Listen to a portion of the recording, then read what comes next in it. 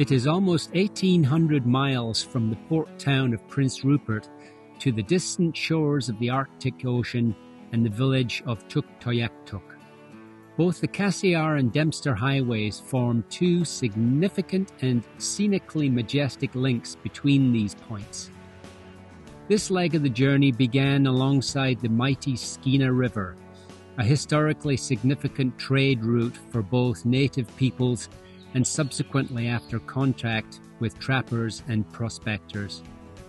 I had a rare and unexpected opportunity on this particular morning to access the magnificent, rugged, mountainous lands that flank the Skeena with a jet boat ride up the Xchamsix River, the only way to penetrate this otherwise inaccessible landscape. The Cassiar, or Highway 37, originates in Smithers but can also be accessed from the town of Terrace, which is the more interesting route, taking you through vast lichen-covered lava beds on First Nations land, glacial-fed rivers and lakes, and even what is referred to as a drowned forest, where a cold but welcome dip was in order. That is some of the coldest water I have been in on this entire trip. Well, after that somewhat damp and cold morning, the afternoon turned beautiful. And I drove probably about 20 miles up the road before coming across this absolutely beautiful campsite. And I thought, why go any further today? I mean, this is home. The Cassiar was built as a combination road for logging and mining operations and completed in 1972. Over the course of its 450 miles, the highway offers an endless array of places to pull over and wild camp, next to pristine rivers and lakes with panoramic views. Much of the land, though, either side is pure, rugged wilderness, and so far there are no recognized hiking trails. With the exception of old logging roads to get you back country, there are only two main lateral routes to explore, one down to Stewart, the other to Telegraph Creek.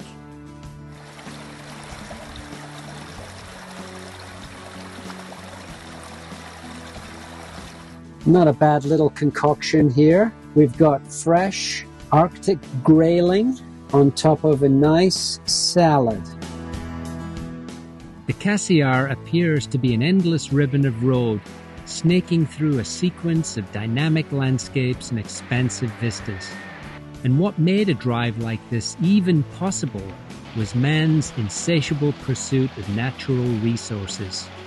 Small towns like Atlin are 100 miles off the main road and sprung up as a direct result of the gold rush back in the late 1800s and remain today popular tourist destinations. The Dempster Highway begins near the town of Dawson and is 536 miles of gravel and dirt to the remote town of Tuktoyaktuk on the edge of the Arctic Ocean, the most northerly road-accessible outpost in all Canada. The Dempster has a parallel counterpart in Alaska known as the Dalton Highway, which was made more infamous by the TV show Ice Road Truckers. And though it deposits you slightly further north latitudinally, it is only 414 miles long. Both the Dempster and the Dalton highways were constructed to provide access to the Arctic regions for oil and gas exploration. Traveling the Dempster to Tuk is a multi-day commitment, and undertaking the pilgrimage up to this distant point on the map is not the easiest of choices to make. The road at times is potholed, is a washboard for endless miles with constant potential for gravel being kicked up to chip your windshield, and thick plumes of dust with every passing vehicle. Add the very real danger and high probability of wildfires in the area, limited visibility on account of the smoke, and occasional road closures make the journey an uncertain one. It is simply a matter of one day at a time and keeping your fingers crossed. Now, dire consequences aside, this road takes the intrepid and curious traveler through some of the most beautiful scenery in all Canada. Endless wild landscape that slowly morphs as you journey further north in latitude. I had traveled this road 6 years ago by motorcycle to Inuvik, which at the time was the end of the road. The remaining 100-mile section to Tuktoyaktuk had not been completed then, and I was very curious not only to see this part of the land, but to finally have the opportunity to take a plunge in the Arctic Ocean. On account of the smoke from wildfires, which obscured much of the natural beauty of Tombstone Territorial Park, I continued north with a specific objective in mind. I have a little story for you right now here on the Dempster Highway that will justify my timing for being here presently. In 2 days' time, there is going to be a full moon.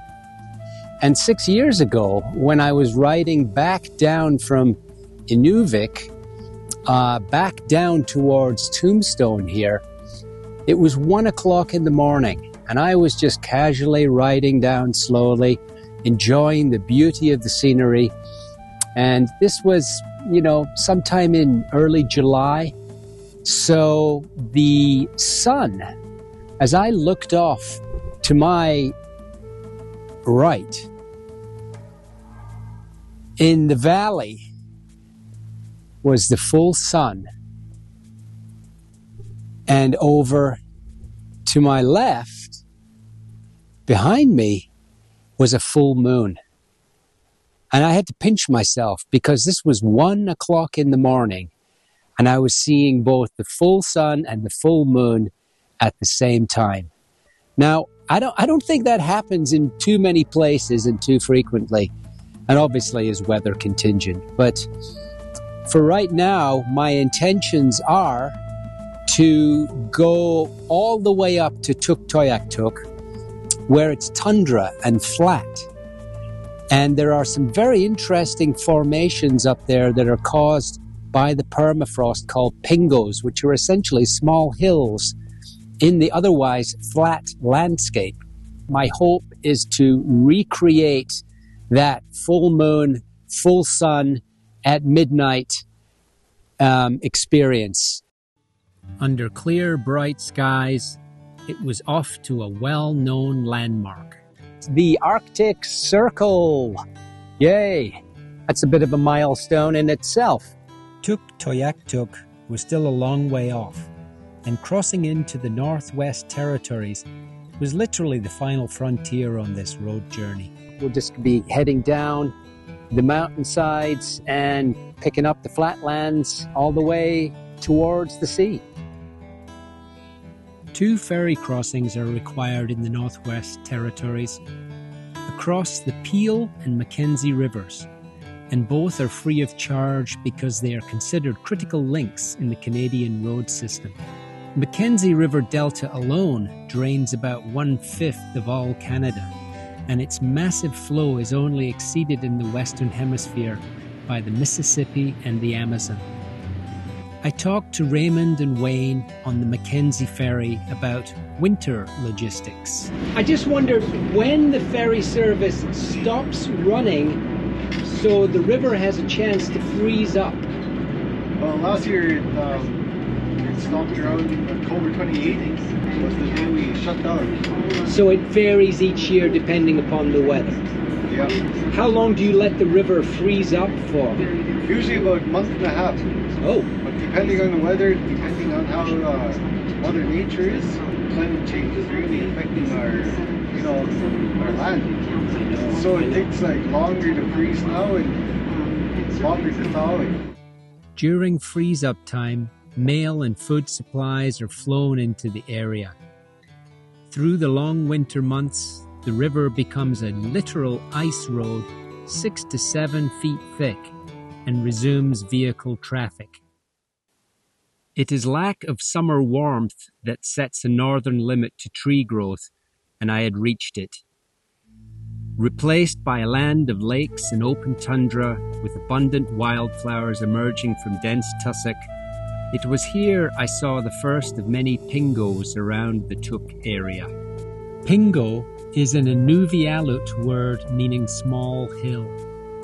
Found where shallow lakes once existed, they are in essence an ice core covered in tundra and build over the millennia through repeated freezing and thawing cycles, much in the same way a soda can expands if you put it in the freezer. The Inuvialut people historically used pingos as navigational waypoints, as well as vantage points while searching the land for caribou or the sea for whales and seals.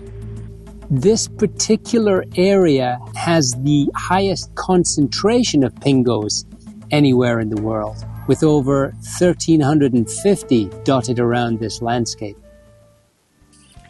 Well, finally made it to Tuktoyaktuk. Yay! The way you pronounce Tuk is Tuktoyaktuk and Tuktoyaktuk.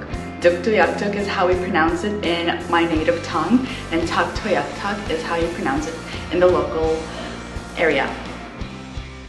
I'm really happy to be here, and there's only one thing left to do now, and that is to go for a dip in the ocean.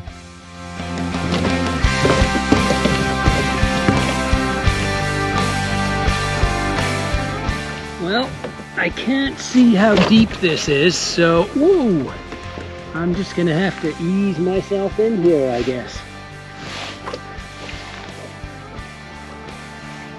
Oh, fuck that.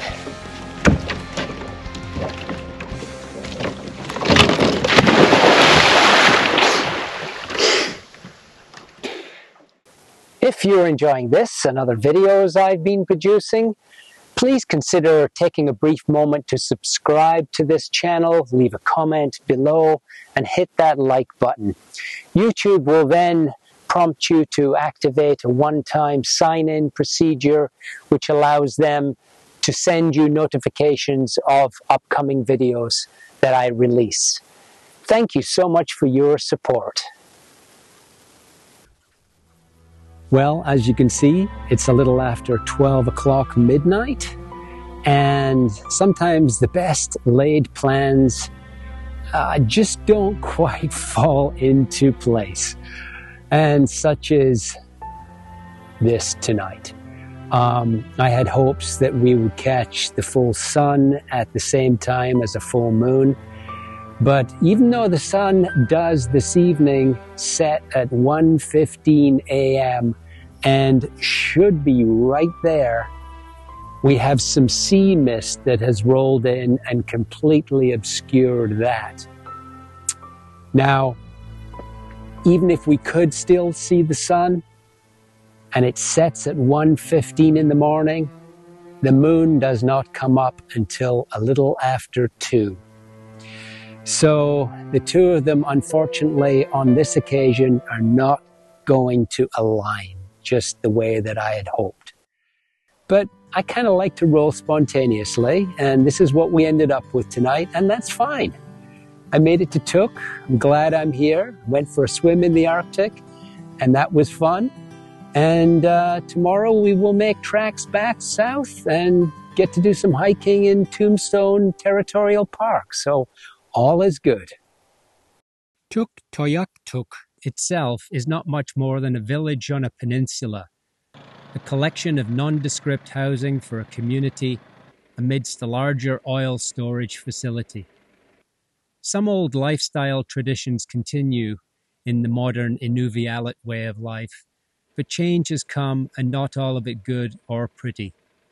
Hello. Persistent factors I noted wherever I went were the welcoming smiles of these lovely people who always spoke so reverently about their deep connection to family, community, and the land. I caught up with Sheila, berry picking along the route back to Inuvik.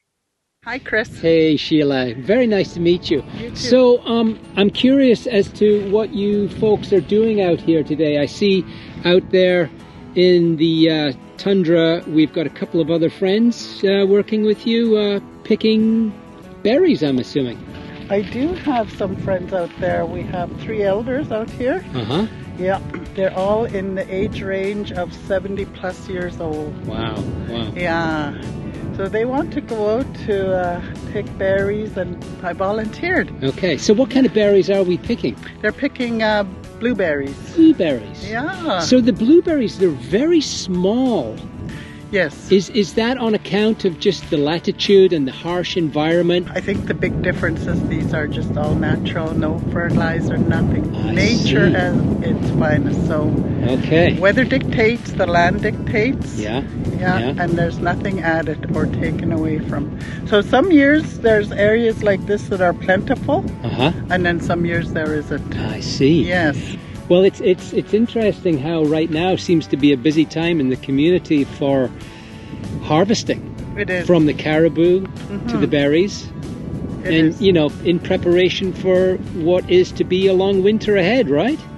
Yes, yeah, it is. We do what we can to take as much from the land for our personal needs and not take more than what we need.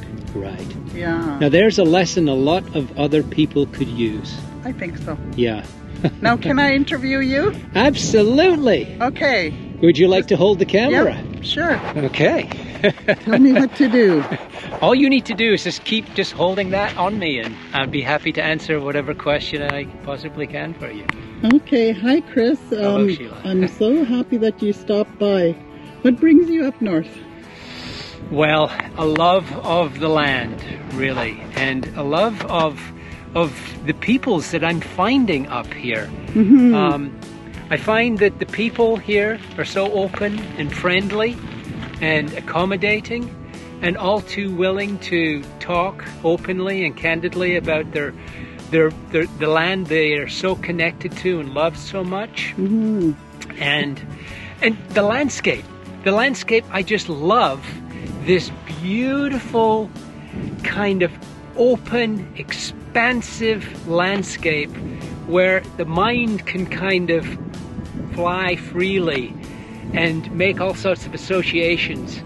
And just the myriad of lakes that dot this landscape, the plethora of birds and animals that are out here, just makes for a wonderful, fulfilling experience.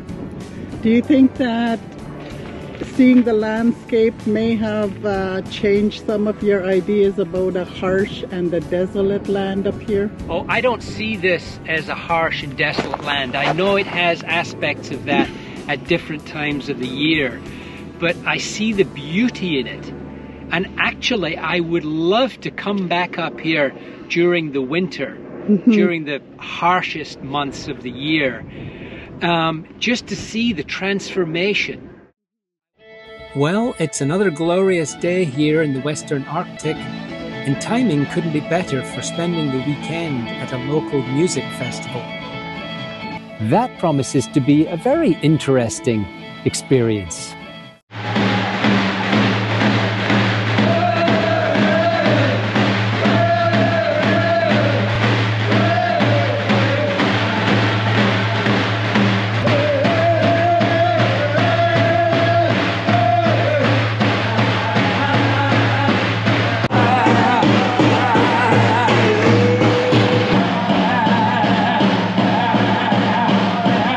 Like the highlight of the year for a lot of people, because you come and visit. And I haven't seen most of these people. I've been away for 4 years, man, and coming back here and seeing all these people is just like, yeah.